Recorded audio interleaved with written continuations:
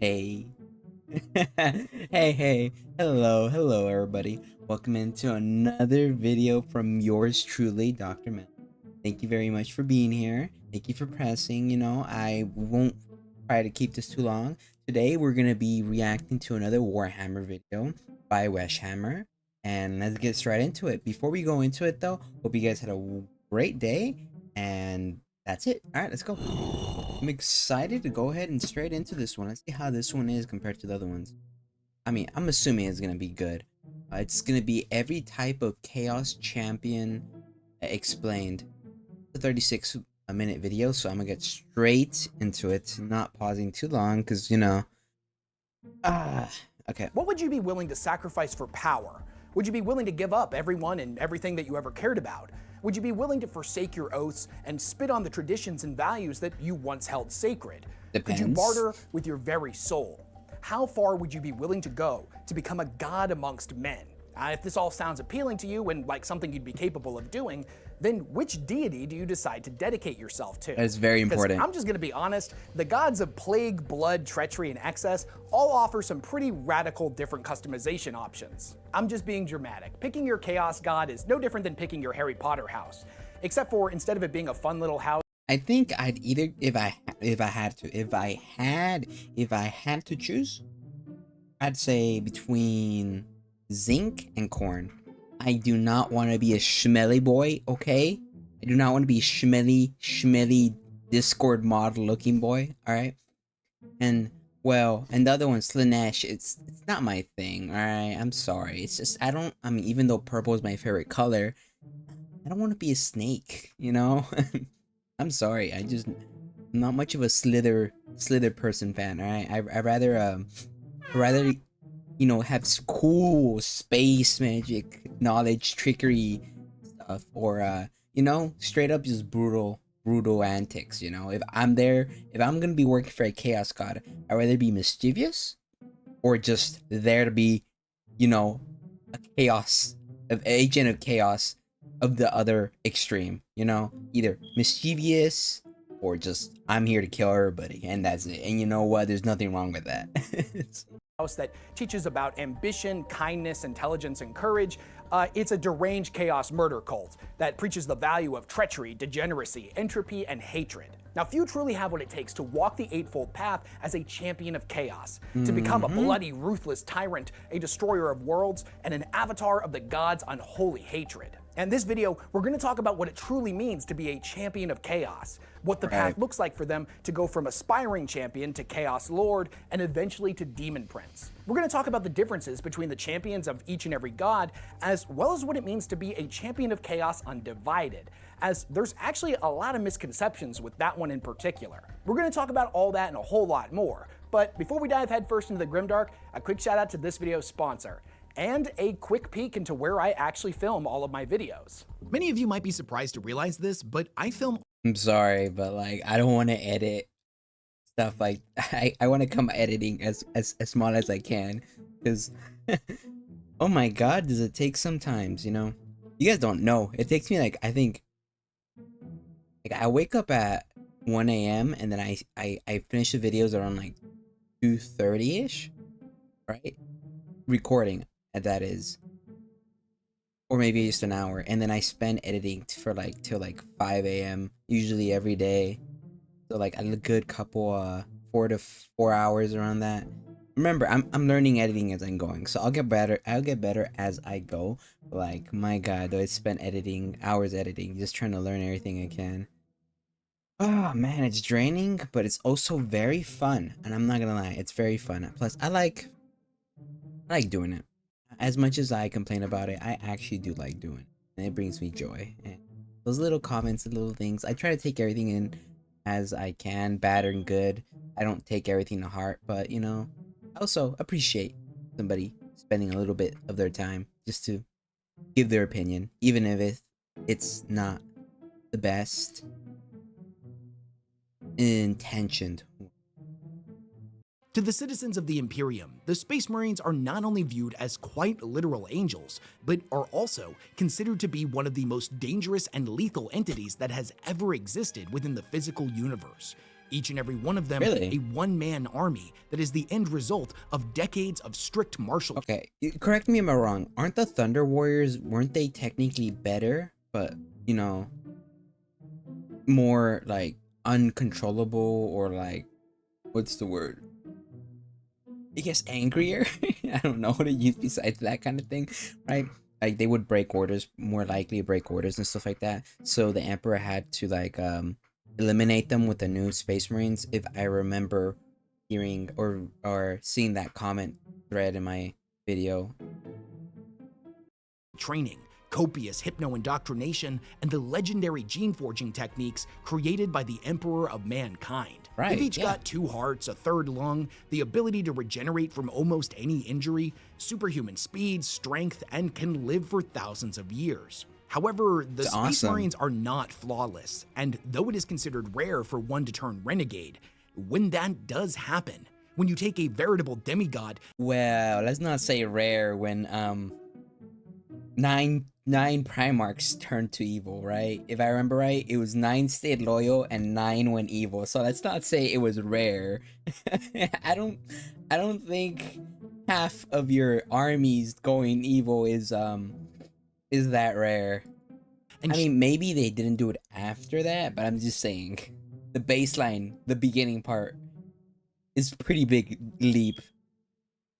You know, if you were talking like, you know, shatter the figurative chains of honor, duty, and tradition that bind them into eternal service, you are left with an abominable heretic that fights no longer to uphold the oaths they once held so sacred, but instead for a deranged lust for power and an insatiable selfish greed that they are cursed to never truly satisfy.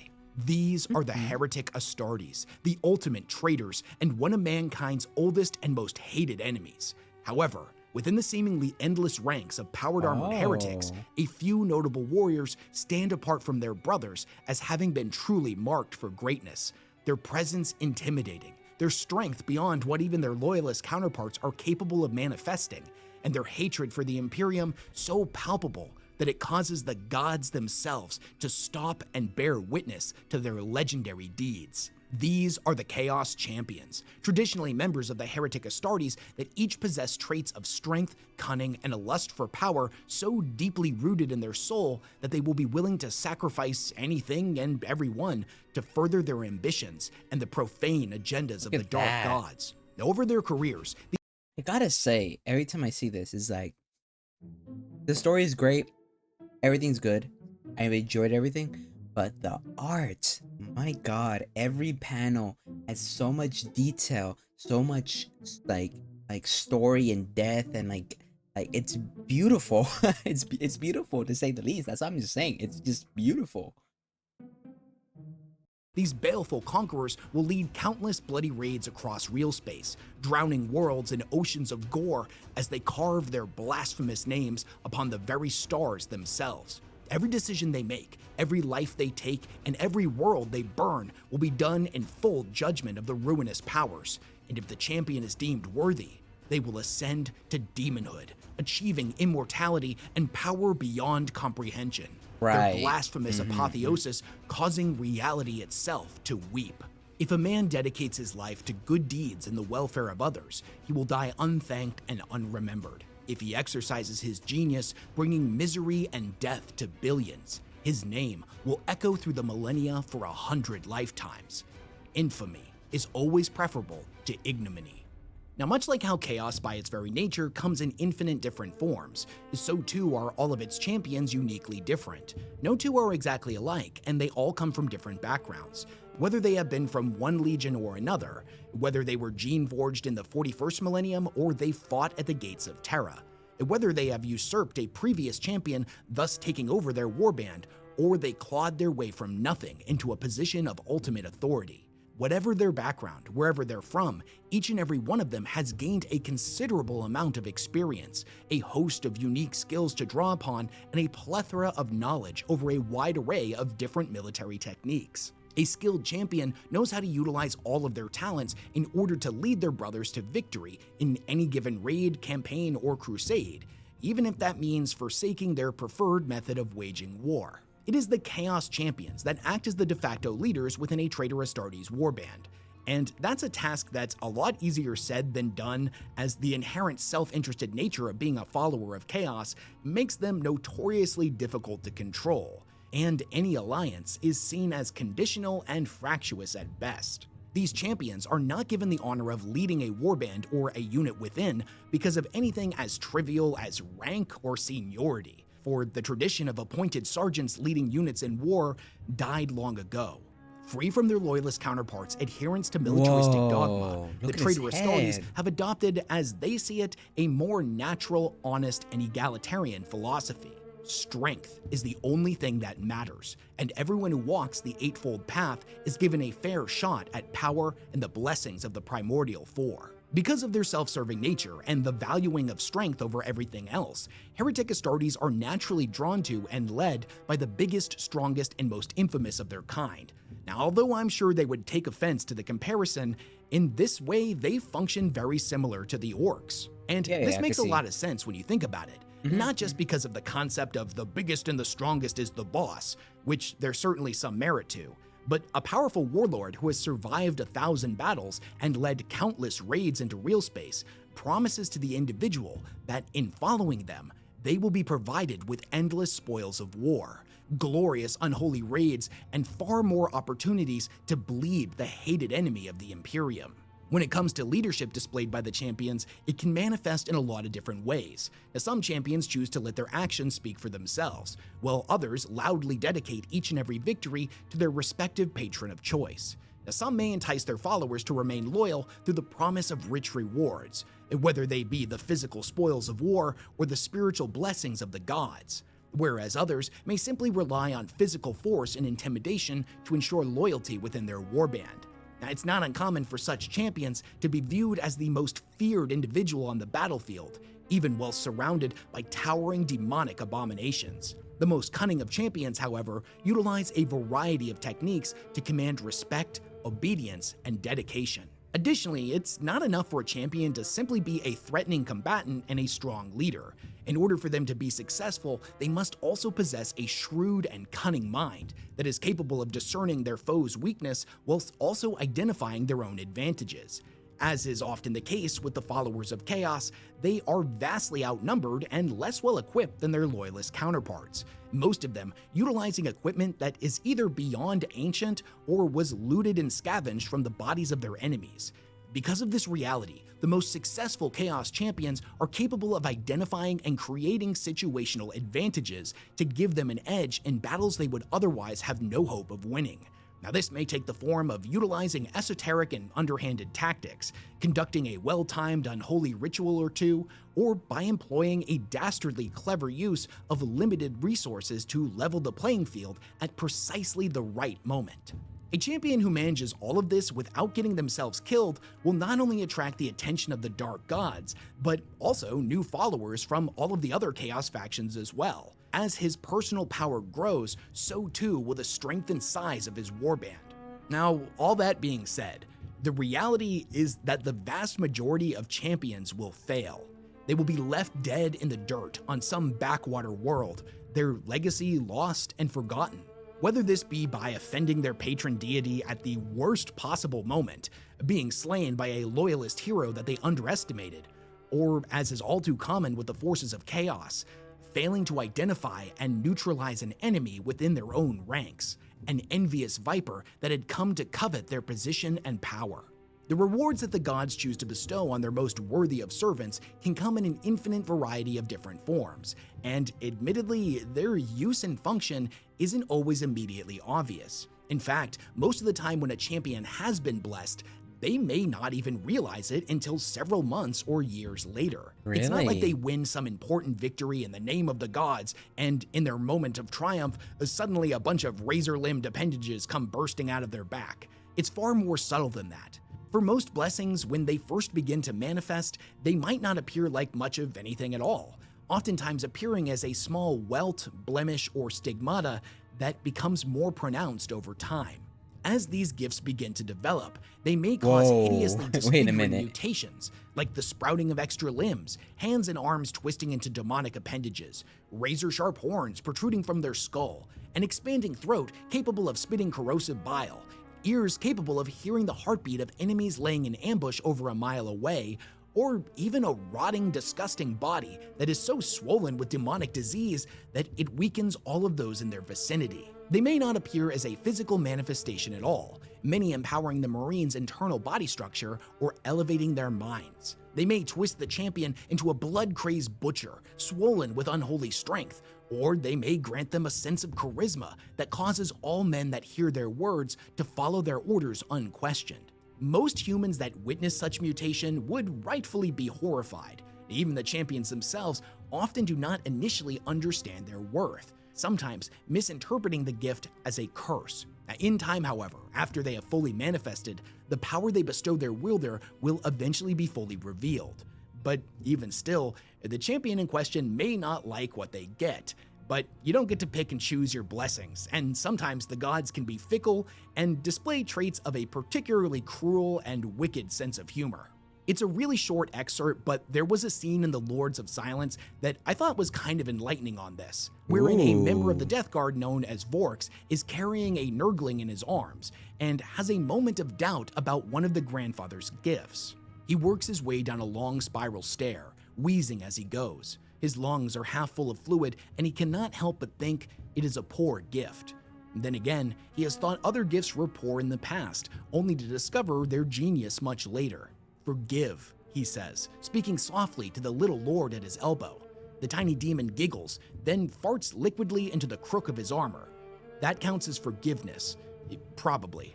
Although at times a champion may have received multiple blessings from different gods, it is far more common, however, for one to pursue the path of one deity in particular, every new blessing that is bestowed upon them being more powerful than the last. There are a ton I don't of like different that types face. of chaos champions, and in reality, the term itself, champion, is kind of a nebulous catch-all term that tends to get applied pretty broadly. For all intents and purposes, an aspiring champion and a chaos champion are exactly the same thing.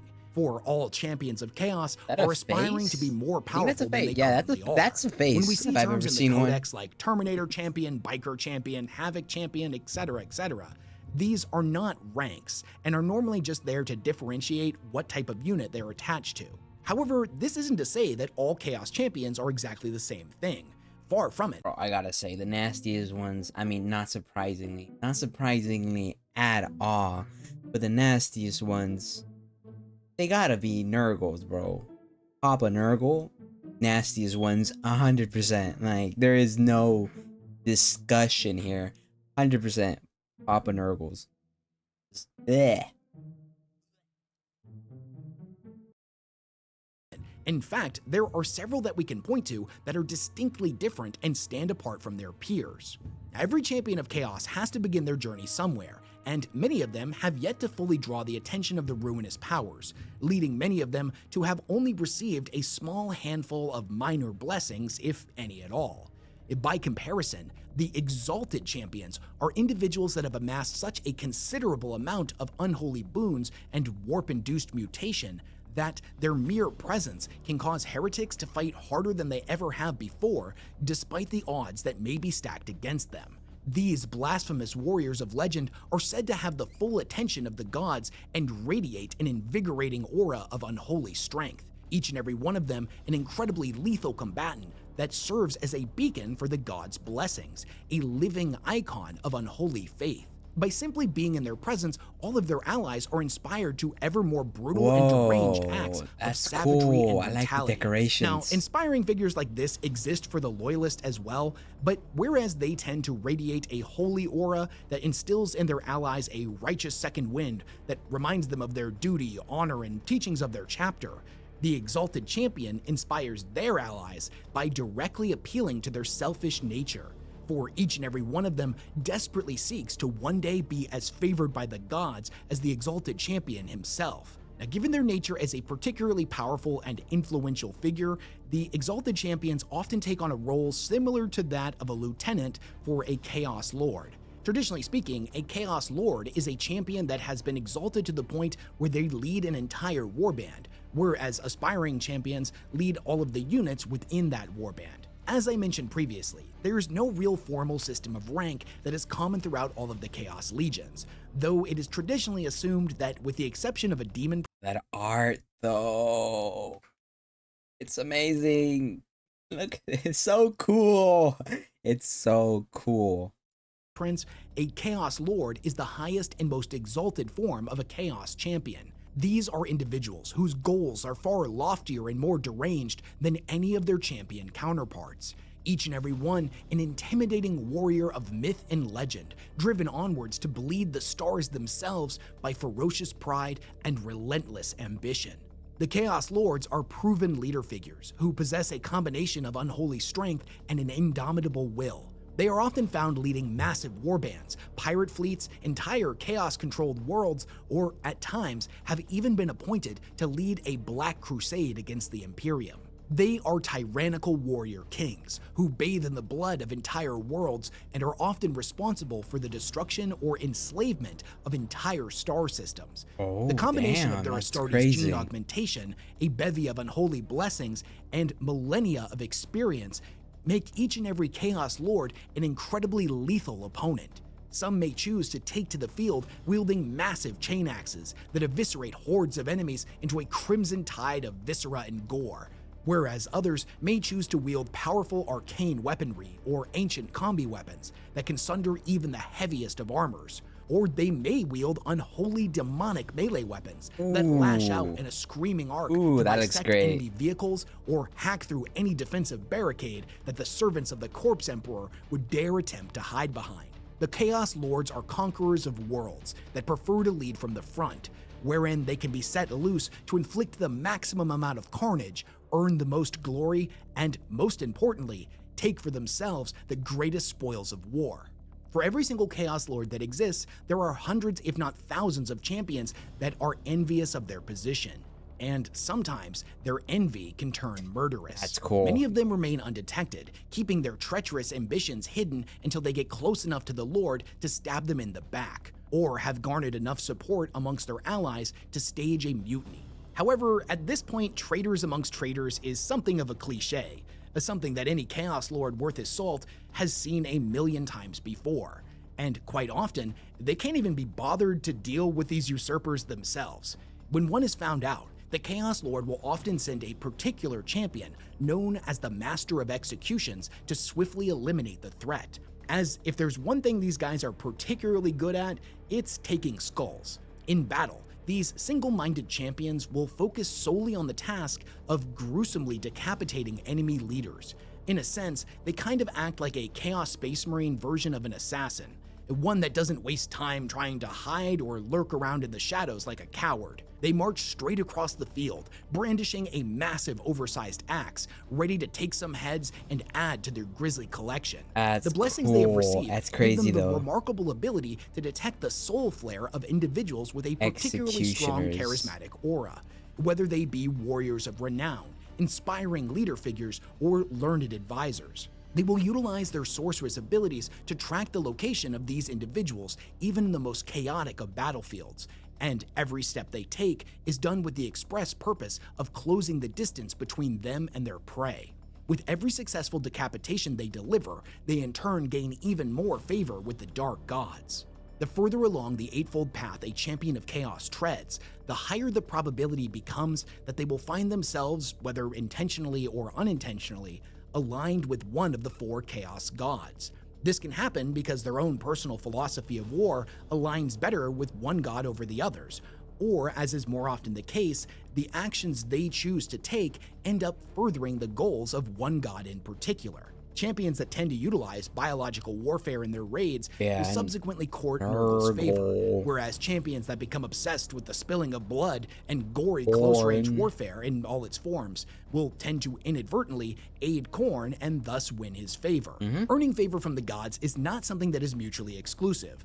One champion's raids or devilish pursuits may end up pushing the agendas of multiple gods simultaneously. Whereas on the opposite end of the spectrum, certain actions may gain favor from one deity while reducing their standing with another. Now, if you think about it in game terms, it's that every single action increases or reduces your reputation with the 4 different Chaos Gods. Sometimes everybody likes the thing that you did, whereas other times, the exact opposite is true, and they all hated it. There are even those that are said to be champions of Chaos Undivided, and whereas this is traditionally believed to be the most common type of Chaos champion, the truth is actually kind of the exact opposite. Earning the favor of all of the gods simultaneously is an incredibly difficult thing to do. But we'll circle back around to that in a little bit. As a champion continues down their path and earns more and more favor from their god, they will be bestowed with a ton of different unholy blessings and deadly mutations, and after they have earned enough of these, we can start to distinguish them as a champion of one particular patron. Now, those who walk the path of Nurgle are perhaps the most physically mutated of all of the Chaos champions. Each and every one of them is a lumbering, filth-encrusted hulk, whose body has become a twisted and bloated sack of gas, rancid organs, and putrid fat. Their physical form becoming an incubator for thousands of demonic diseases and parasites. Now, whereas any of us would take one look at these fetid abominations and be rightfully disgusted, to the champions of Nurgle, they view each and every pox, bubble, and infection as a glorious gift from the Grandfather. They are virtually immune to damage, know nothing of pain, and their rotund appearance disguises a truly monstrous physical strength.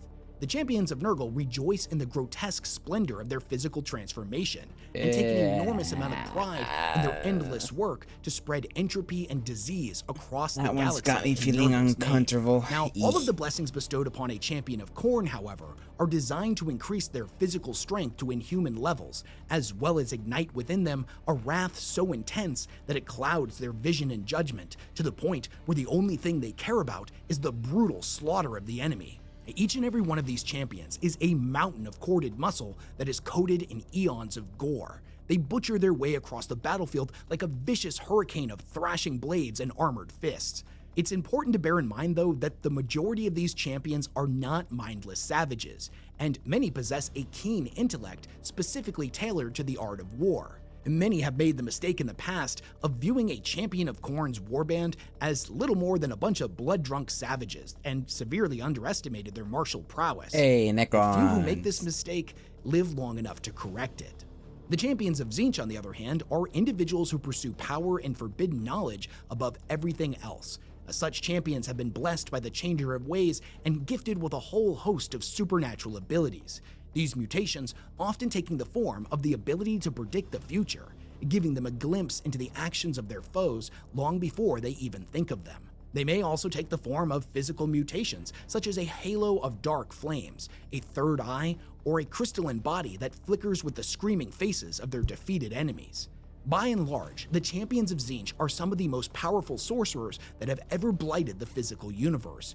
And though they may lack the tenacity of their Nurgle-aligned cousins or the physical strength of the champions of Khorne, they by far make up for this with ludicrous levels of intelligence and access to forbidden sorcery that can melt charging armies into nothing less than bubbling slime, or mutate their allies into twisted abominations that rip and tear their way through the enemy ranks. Slaanesh is the god of excess in all of its forms, and thus they bless their champions with a whole host of mutations that are designed to help them better savor the sensations of war. The heads. Enhanced hearing, reflexes, speed, and a mind that can process information hundreds of times faster than other champions. On the battlefield, they are a whirlwind of excess, their bodies moving so quickly that their enemies can barely keep track of their movements, while their mind, which is used to operating on such a profound level of constant excess, is capable of reacting to the most minute of muscle twitches or eye movements. This often translates to a one-sided battle, where in the precise microsecond the enemy decides on their next attack, the champion of Slaanesh has already positioned themselves to deflect it, whilst also following up with a counter. In addition to the champions dedicated to the 4 ruinous powers, we also have what is referred to as champions of Chaos Undivided. And I'm going to take a few more minutes with this section over the others, as I think there's a lot of misconceptions about what it truly means to be undivided. Tell me about it. I want to know. I want to highlight just how rare of a thing this actually is. When we read about 40k, especially when we're getting into the tabletop game, we often look at being unaligned or Chaos Undivided as simply the 5th option when it comes to devotion to chaos. we see it as just as equal, viable, and powerful as devotion to any one god.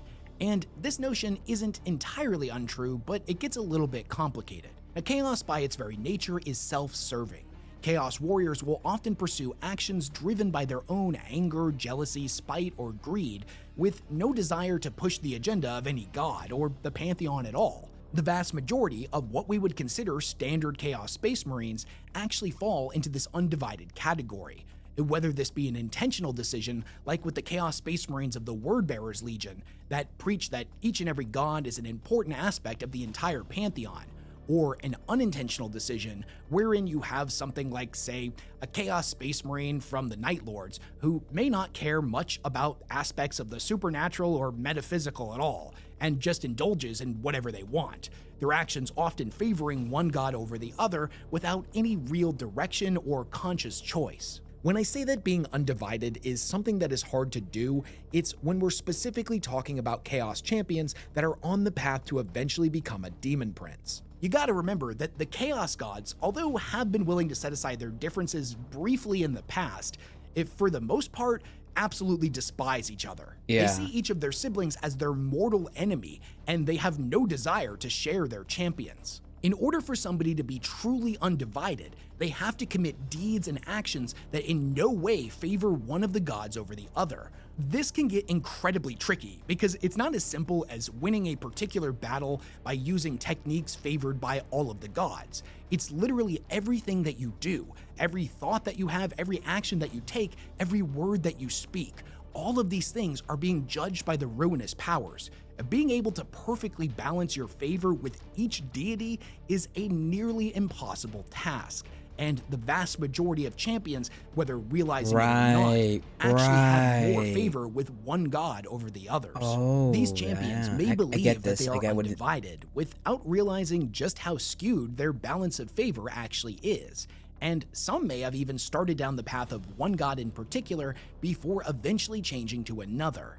It's something that the gods also take notice of and don't like. They can be incredibly petty and will often take vengeance on those that choose to leave their service. It's pretty easy to understand how to wage war in a way that a single deity appreciates, but I'm just gonna be honest with you, the notion of having to make sure every single decision that I make and action that I take doesn't do anything to piss off any one god, and is somehow exactly what each and every one of them would want, is an absolutely exhausting mental effort, especially when Tzeentch gets involved. You might think you've done it. You might think you've come up with the absolute perfect solution to any problem set before you, that you will in no way anger any of the gods, only to find out that the reality is each and every one of them is pissed off that you even for a moment stop to consider the wants and needs of their hated siblings. Now, all that being said, it has happened in the past. There are champions of Chaos Undivided, and when this happens, they will be granted boons and powers from all of the gods in one way, shape, or form. That's crazy, but though. in refusing to align with any one deity in particular,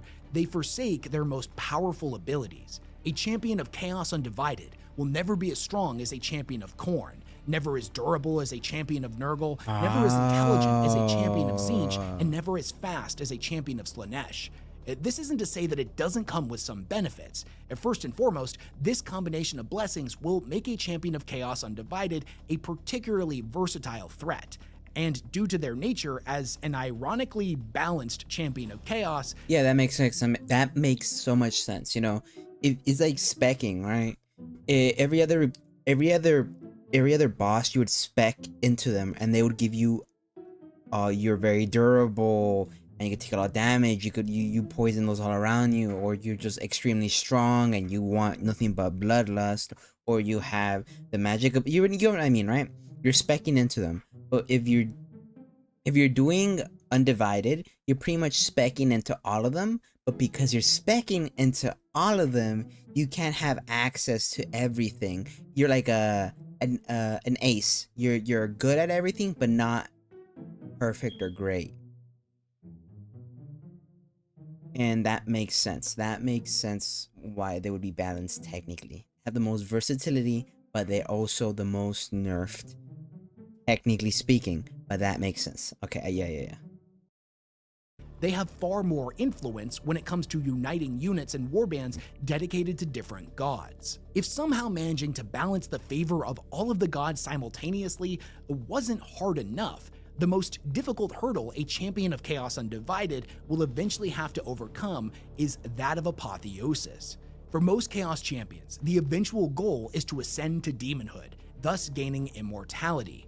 This is their ultimate objective. However, for this to happen requires the direct intervention of a god. Now normally, when a Chaos Space Marine reaches the point where they're eligible for ascension, they have become unbelievably bloated with gift upon gift and mutation upon mutation.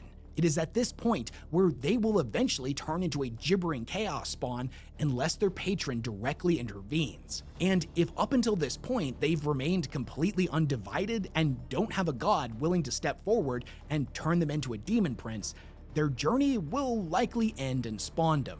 When it comes to undivided demon princes in particular, their lore gets kind of murky. Be'lakor is said to be the only undivided demon prince that the gods ever collaborated on, and it was said to have been a failed experiment, so they never did it again.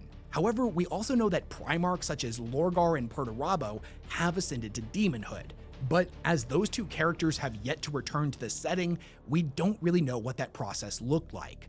I'm sure it will be expanded upon further when they inevitably get models in 40k, but until then, we don't really have a lot of concrete answers. There's also the entity known as Vastor the Archiphane, but he's more considered to be a lesser chaos deity that aspires to surpass the main four in power and influence. As far as I'm aware, Vastor was never immortal, and it isn't exactly the same thing. When I make these videos, I try not to speak too much in game terms, as Warhammer is so much more than just a tabletop game. But a lot of its lore does have roots in the gaming experience, and thus it actually makes it easier to understand some of its concepts when you think in terms of a game. And Chaos Undivided is no different. It's like any other RPG. You've got a bunch of points to spread around between all of the gods, but you don't have an endless supply of them. If you put an equal amount in all four of them, you're never going to reach your capstone skills all the way at the top of the tree. A build like that can certainly be viable, but it's very often not the meta, and more trouble than it's worth. And that's kind of the point of being undivided. Not only is it incredibly difficult to actually achieve, but you're trading off raw power in a focused build in exchange for versatility. Before we close this video out, I want to touch on Demon Princes briefly, as they are one of the most iconic Chaos units within all of 40k, and I believe they deserve their own dedicated video. But as demonhood is the ultimate goal of any Chaos champion, to better understand the champions themselves, we have to know what they are actually fighting for, what becoming a full-fledged demon really looks like. For those who walk the Eightfold Path, apotheosis and ascending to demonhood is considered the ultimate objective.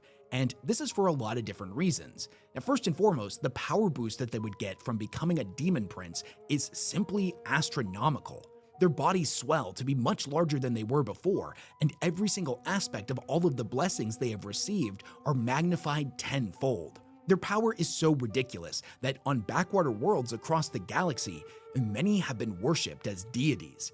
A demon prince of Khorne, for example, is no longer simply an incredibly powerful combatant, but a god of war in his own right. A demon prince of Nurgle is not simply a herald of disease and a walking ground zero for a host of contagions, but the rotting death of the universe given physical form. A demon prince of Slaanesh doesn't simply manipulate people, factions, and individual planets, but through their beguiling and demonic influence can bend entire sectors to their will. Creepy looking, and a demon prince of Tzeentch is no longer simply an incredibly powerful sorcerer, but the nature of change itself, a creature that can warp and twist reality to its will. They are one of the most dangerous and powerful entities that has ever existed in both the physical and immaterial universe, as they are a perfect symbiosis of the best traits of both realms. They hold on to all of the guile, skill, and experience that they have gained in life as a mortal, while being directly infused with the overwhelming power of a demon. Now, this fusion results in a creature of nightmare, a paragon of evil in all of its forms, that radiates an aura of pure terror and power. In combination with their new ludicrous abilities, as a demon, they are immortal. Upon their death, they will simply return to the warp, where they will eventually be reformed by their god and sent back out to continue wreaking havoc in their name. And additionally, if we think about it, Apotheosis has an enormous amount of spiritual significance for a Chaos Space Marine that has dedicated their entire existence to serving a god. I cannot possibly think of a greater sign of a deity's approval than them directly interfering on your behalf, welcoming you into their kingdom, and remaking you in their own image. Also, it's no small task to accept demonhood either, for whilst operating as a Chaos champion, they still have at least a small degree of separation between themselves and their god of choice. They are simply a tool used by the ruinous powers to spread their influence and push their agendas. But once they become a demon prince, that's it. They operate like all other demons, and it is said that demons exist as a minuscule portion of the god that created them. This rule extends to the demon princes as well. They are no longer simply a tool, but a direct extension of their patron. The followers of the Corpse Emperor have a saying that only in death does duty end. For the Chaos Champion that would ascend to demonhood, however, death no longer offers any respite. Once they become a demon, they now fully and truly belong to their god. There is no longer a chance of escape. The only thing that is left for them is an eternity of slaughter and madness, forced to do their god's bidding for eons to come. This is perhaps the ultimate irony that the champions of chaos face, that after a life spent slaughtering untold millions and burning dozens of worlds in exchange for power, once they finally achieve it, once they finally gain the immortality that they have fought for so long, they realize that apotheosis isn't so much about what they're gaining, but what they're giving up.